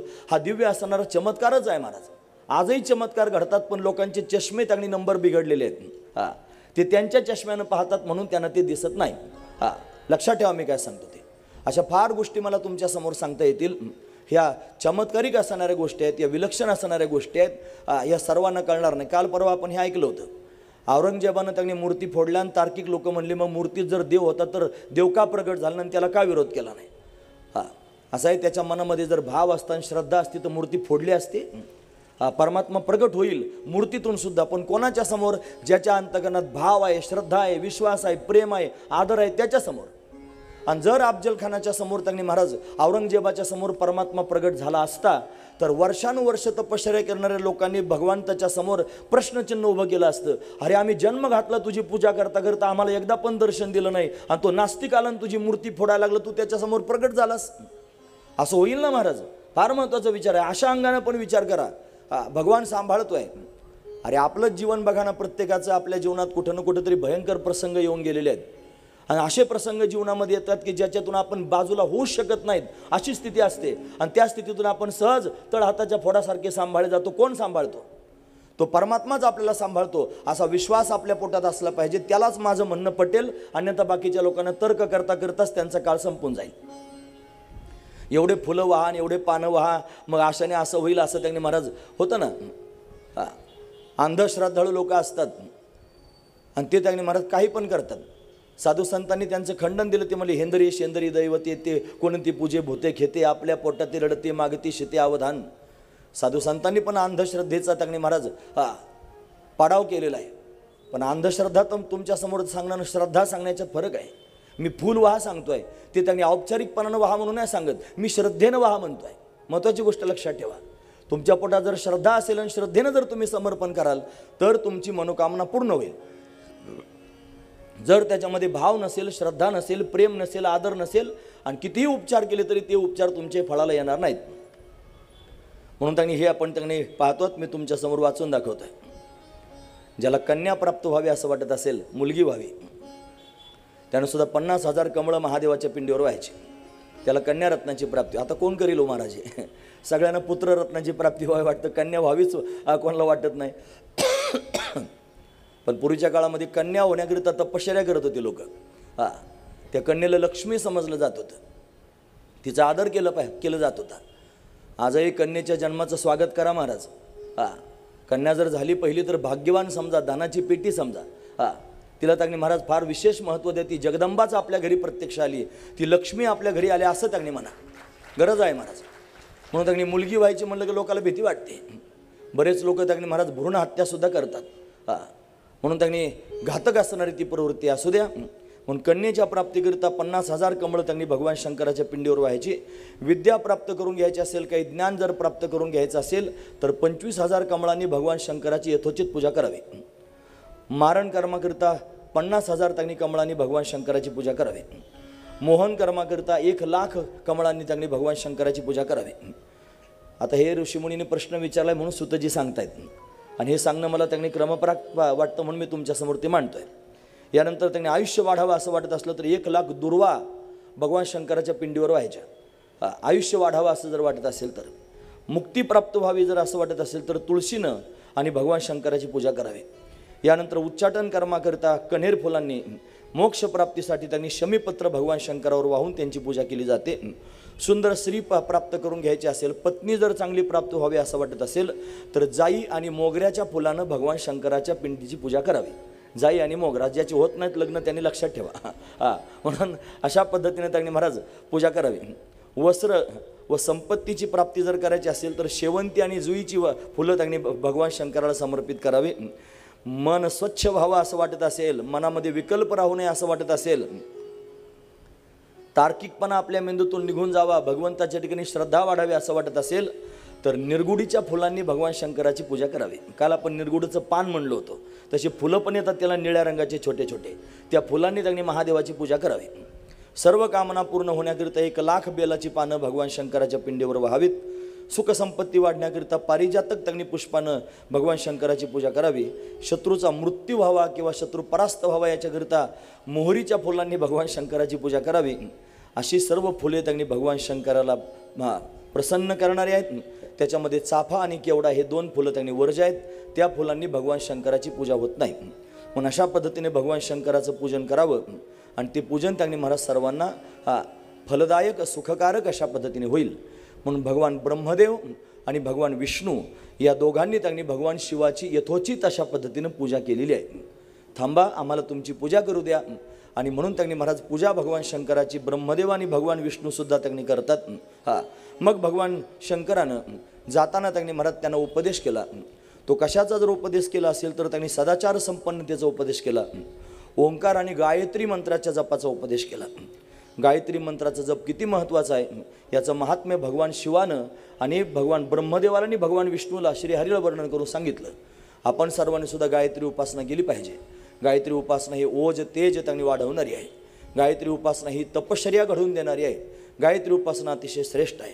ओंकाराची उपासना त्यांनी करण्याकरिता सांगितली. ती ओंकार उपासना सुद्धा अतिशय दिव्य आहे महाराज. यानंतर यज्ञ करायला सांगितला. 3 प्रकारचे यज्ञ त्यांनी आपण करावेत. ऋषीमुनी त्यांनी सुतजींबरोबर बोलतायत. सुतजी श्रद्धेनं त्यांच्यासमोर या सगळ्या गोष्टी सांगतायत. 3 प्रकारचे यज्ञ आहेत. अग्नियज्ञ, देवयज्ञ आणि ब्रह्मयज्ञ हे 3 यज्ञ आहेत महाराज. अग्नियज्ञ जर त्यांनी व्हावा असं वाटत असेल तर सूर्यनारायणामध्ये अग्नी प्रत्यक्ष वास्तव्य करतो. पण सूर्यनारायणाला त्यांनी अर्घ्य देणं, सूर्यनारायणाच्या नावे त्यांनी सकाळी आहुती देणं हा त्यांनी अग्नियज्ञ मानला जातो. पहिला यज्ञ आहे. दुसरा यज्ञ त्यांनी महाराज देवयज्ञ आहे. इंद्रादी देवांना त्यांनी अशा पद्धतीनं आहुती देणं हा त्यांनी देवयज्ञ मानला जातो. जी आपली इष्टदेवता असेल त्या देवतेच्या नावाने हवन करणं, यज्ञ करणं हा देवयज्ञ आहे. आणि त्याच्यानंतर त्यांनी तिसरा असणारा जो यज्ञ आहे त्याला ब्रह्मयज्ञ असं म्हणायचं. हा ब्रह्मयज्ञ त्यांनी म्हणजे काय, आपण आपलं नित्यकर्म त्यांनी करायचं. त्या नित्यकर्मामध्ये आपण आपलं पूजापाठ या सर्व गोष्टी नित्यनियमाने करायच्या. अध्ययन करायचं, श्रवण करायचं, त्रिकाल संध्या करायची, देवतांचं पूजन करायचं, यजन याजन करायचं. याला त्यांनी ब्रह्मयज्ञ असं त्यांनी म्हणतात. आणि आपल्या सगळ्यांचं हे यज्ञ करणं कर्तव्य आहे. आश्रमी विचार षडकर्मी असं म्हणलं. ब्रह्मचारी जर असेल तर त्यानं अक्षरांची घोकमपट्टी करावी, म्हणजे त्यानं पाठांतर करावं. ब्रह्मचारी धर्म घोकावे अक्षरे, आश्रमी विचार षडकर्मी, वानप्रस्थी तरी संयोगी वियोग आणि संन्यासी तो त्याग संकल्पाचा. हे जे 4 आश्रम आहेत या 4 आश्रमांमध्ये त्यांनी 4 प्रकारची साधना सांगितली. आपणही त्याच्यातून प्रवेश करून जाऊ शकतो. माणसाला त्यांनी 100 वर्षाचं आयुष्य देवानं दिलेलं आहे. या 100 वर्ष तुम्ही ऐकतात ना सर्वजण, लक्षपूर्वक ऐका. 100 वर्षाच्या आयुष्यामध्ये पहिले जे 25 वर्ष आहेत ते ब्रह्मचर्य आश्रमाचं पालन करावं आणि त्या ब्रह्मचर्य आश्रमामध्ये विद्याध्ययन करावं. दुसरा जो आश्रम आहे त्याचं नाव आहे गृहस्थाश्रम. विधिपूर्वक गृहस्थाश्रमाचं पदार्पण करावं आणि त्याच्यामध्ये त्यांनी महाराज षडकर्मांचा विचार अशा पद्धतीने सांगितलेला आहे.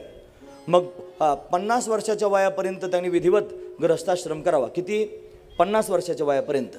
तोपर्यंत मुलं बाळं मोठे होतात. 50 वर्षाच्या वयापर्यंत त्यांचे लग्नकार्य होतात आणि एकदा मुलांची लग्न झाली की त्याच प्रपंचात राहायचं आणि वानप्रस्थाश्रमामध्ये राहायचं. वानप्रस्थ म्हणजे संयोगी वियोग. लक्षपूर्वक ऐका. त्याच घरात राहायचं, पती पत्नीने एकत्र राहायचं, बहीण भावासारखं राहायचं, आई मुलासारखं राहायचं, असं त्यांनी वर्णन आहे महाराज. याला त्यांनी वानप्रस्थाश्रम असं म्हणतात. आणि मग 75 वर्षाच्या वयापर्यंत वानप्रस्थाश्रमात राहिला की मग उरलेले 25 वर्षे संन्यास आश्रमामध्ये घालवावेत. असे 4 आश्रम त्यांनी वर्णन करून सांगितले. ब्रह्मचारी धर्म घोकावे अक्षरे, आश्रमी विचार षडकर्मी, वानप्रस्थी तरी संयोगी वियोग आणि संन्यासी तो त्याग संकल्पाचा. संकल्पच करायचा नाही आणि भगवंताच्या चिंतनामध्ये मस्त राहायचं. अशा पद्धतीने त्यांनी महाराज या यज्ञांची स्थिती वर्णन करून सांगितली. आपण आपल्या जीवनामध्ये हे यज्ञ करणं अतिशय गरजेचं आहे. देश काल पात्र दान या सर्व गोष्टींचा त्यांनी विचार या ठिकाणी मांडलेला आहे. कोणत्या देशात त्यांनी भगवंताचं पूजन करावं, कोणत्या कालात पूजन करावं, कोणत्या पात्रानं पूजन करावं, कोणतं दान पूजन केल्यानंतर अशा पद्धतीने द्यावं, देवतेच्या प्रतिमेचे पूजन, त्या पूजनाचं पुण्यफल, शिवलिंगाचं स्वरूप, या सगळ्या गोष्टी त्यांनी त्याच्यामध्ये विशेष रूपानं वर्णन करून सांगितल्या. यानंतर प्रणवाचा महिमा, जपयोगाचा महिमा, कर्मयोगाचा महिमा, ज्ञानमायेचा महिमा, शिवलोकाचा महिमा, शिवभक्तांचा सत्कार सन्मान केलं पाहिजे त्याचं वर्णन करून सांगितलं. यानंतर त्यांनी महाराज बद्ध आणि मोक्षाचं स्वरूप वर्णन करून सांगितलं. बंधन म्हणजे काय आणि मोक्ष म्हणजे काय त्याचं वर्णन करून सांगितलं. शिवलिंगांचे प्रकार वर्णन करून सांगितले. किती प्रकारचे शिवलिंग असतात त्या शिवलिंगांचे प्रकार वर्णन करून सांगितले. भस्मधारणाचं रहस्य त्यांनी वर्णन करून सांगितलं. शिवभक्तांचं आचरण कसं असावं त्याच्याविषयी वर्णन करून सांगितलं. आपण त्याचा थोडा विस्तार या ठिकाणी पाहणार आहोत. विद्येश्वर संहितेमध्ये हा संपूर्ण विस्तार पाहायला मिळाला. आपण उगाचच भस्म अंगाला लावतो, उगाचच त्यांनी रुद्राक्ष धारण करतो. या सगळ्या गोष्टी करत असताना त्या कशा कराव्यात आणि कोणत्या रीतीनं कराव्यात ती रीत आपल्याला माहीत असावी. म्हणून आपण त्यांनी महाराज त्या रीतीनं ते करण्याकरिता हे श्रवण करणं गरजेचं आहे. शिवमहापुराण याच्याकरिता श्रवण करायचं असतं की आपल्याकडून शिवाची उपासना घडावी आणि ती शिवाची उपासना बिनचूक घडावी. याच्याकरिता आपण हे सगळं श्रवण करायचं असतं. हा महत्त्वाचा विचार आहे. म्हणून त्यांनी भगवान शंकराची पूजा करत असताना सगळ्यात महत्त्वाचं जर त्यांनी लिंग त्यांनी कोणतं घ्यायचं असेल तर ते त्यांनी महाराज पार्थिव लिंग, कलियुगामध्ये पार्थिव लिंगाची पूजा केली जाते. लिंगांचे फार प्रकार त्यांनी वर्णन करून सांगितले. त्याच्यामध्ये 4 लिंग महत्त्वाचे असतात. पहिलं लिंग आहे स्वयंभूलिंग, दुसरं लिंग आहे त्यांनी बिंदुलिंग, तिसरं लिंग आहे स्थितलिंग आणि चौथं लिंग आहे चरलिंग, 5वं लिंग सांगितलं गुरुलिंग. हे 5 त्यांनी लिंग महत्त्वाचे आहेत. लक्षपूर्वक ऐका. परत सांगतो. ह्याच्यामध्ये स्वयंभूलिंग जसं त्यांनी त्र्यंबकेश्वर स्वयंभू आहे, प्रत्यक्ष प्रगट झालेले स्वयंभूलिंग. नर्मदेश्वर स्वयंभूलिंग आहे. ओंकारेश्वर स्वयंभू आहे, मग स्वयंभूलिंग. त्याच्यामध्ये त्यांनी महाराज बिंदुलिंग, स्थितलिंग म्हणजे स्थापन केलेले लिंग, त्याच्यानंतर त्यांनी चरलिंग आणि गुरुलिंग या लिंगांची उपासना सांगितली जाते. प्रत्येक युगामध्ये वेगवेगळ्या पद्धतीनं भगवान शंकराच्या लिंगांची पूजा केली जाते. सत्ययुगामध्ये रत्नाच्या लिंगाची पूजा केली जात होती. रत्नाचं लिंग तयार केलं जात होतं आणि त्याची पूजा केली जात होती. यानंतर त्यांनी त्रेतायुगामध्ये सुवर्णाचं लिंग, सोन्याचं शिवलिंग तयार केलं जात होतं आणि त्याची पूजा कोणत्या युगात? त्रेतायुगामध्ये. द्वापार युगामध्ये त्यांनी जललिंगाची पूजा केली जात होती. आणि हे जे कलियुग आहे या कलियुगामध्ये पार्थिव लिंगाची पूजा करतात. पार्थिव म्हणजे पृथ्वीपासून, मातीपासून तयार केलेलं जे लिंग आहे त्याची पूजा केली जाते. बायका हरतालिकेचं व्रत करतात की नाही, त्यावेळेला त्यांनी वाळूचं, मातीचं शिवलिंग तयार करतात. त्याच्यावर त्यांनी सगळे उपचार अशा पद्धतीने समर्पित करतात. आपण घृष्णेश्वरला ज्यावेळेला जातो ना दर्शनाला, तिथं घुष्मा नावाची एक भक्त होऊन गेली होती. ती रोज त्यांनी महाराज मातीचे शिवलिंग तयार करत होती आणि त्या शिवलिंगांची पूजा करून ते त्या कुंडामध्ये समर्पित करत होते. म्हणून तिच्याकरिता भगवान घुष्मेश्वर प्रत्यक्ष प्रगट झाले असं आपण ऐकतो. म्हणून भगवान शंकराच्या आणि पार्थिव लिंगाची पूजा केली जाते.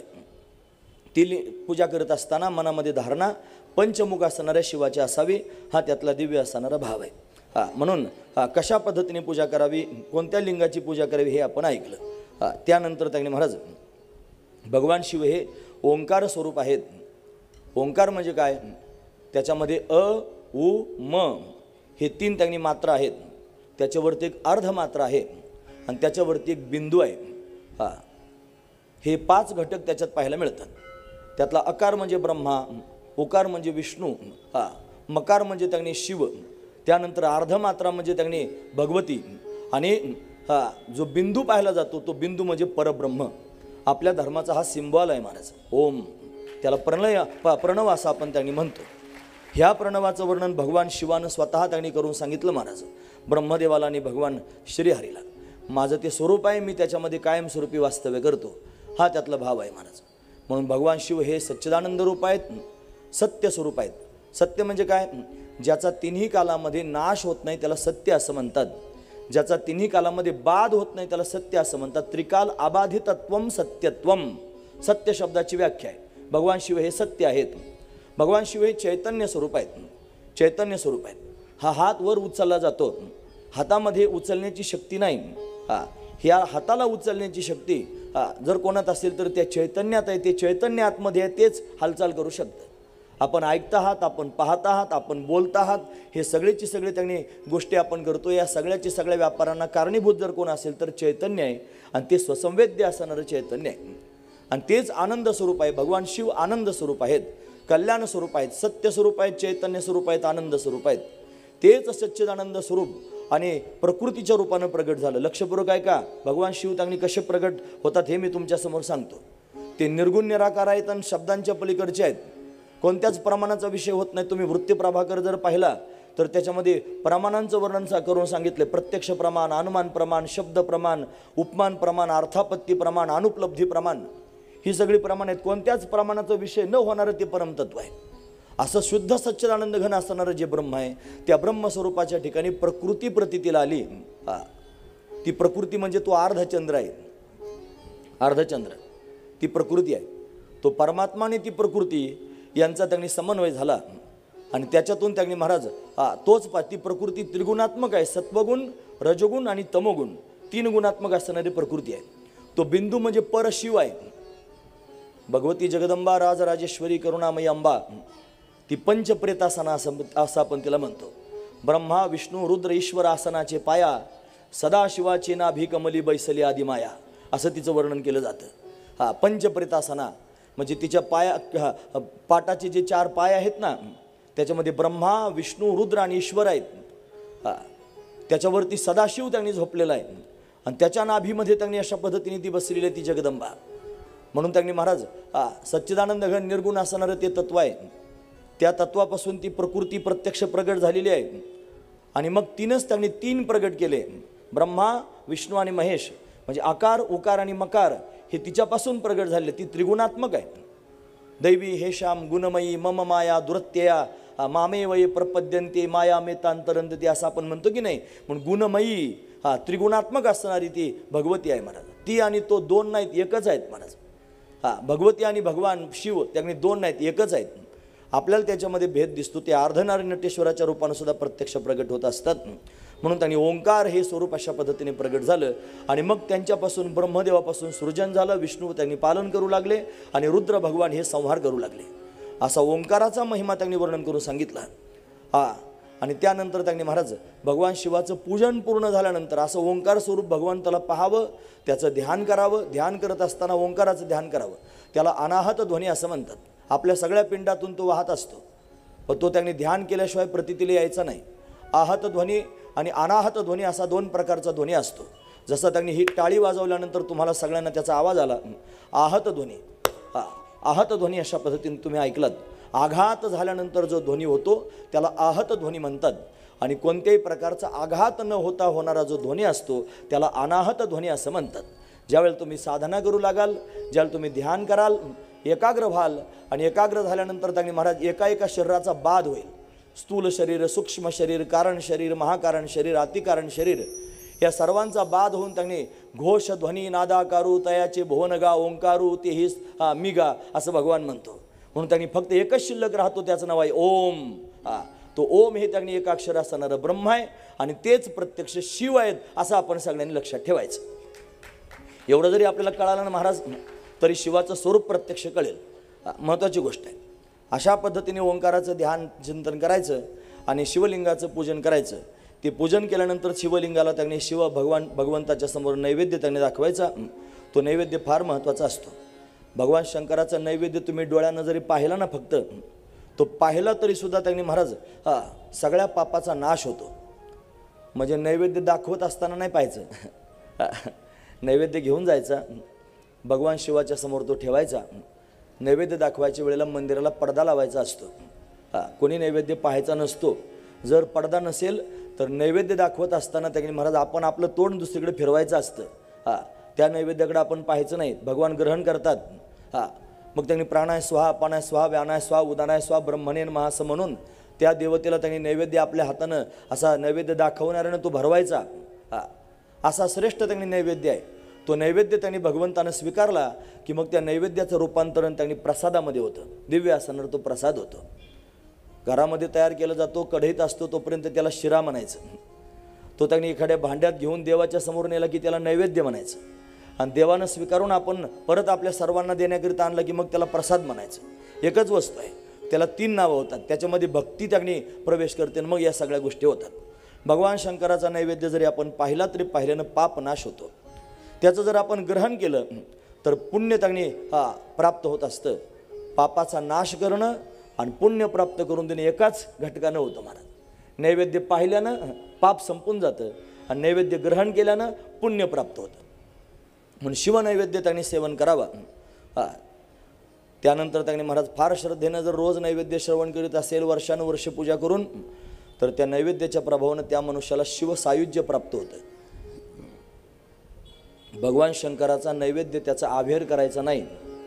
जसं सत्यनारायणाची पूजा झाल्यानंतर त्याचा नैवेद्य न खाता त्यांनी महाराज तो सत्यनारायणाची कथा आपण ऐकतो ना, तो कोणीतरी नैवेद्य न खाता अशा पद्धतीने गेला आणि मग त्याला काहीतरी दुःख सहन करावं लागलं असं ऐकायला मिळतं ना आपल्याला. तसं भगवान शंकराचा नैवेद्य सुद्धा त्यांनी महाराज आपण सेवन करायचा, त्याचा आभेर करायचा नाही.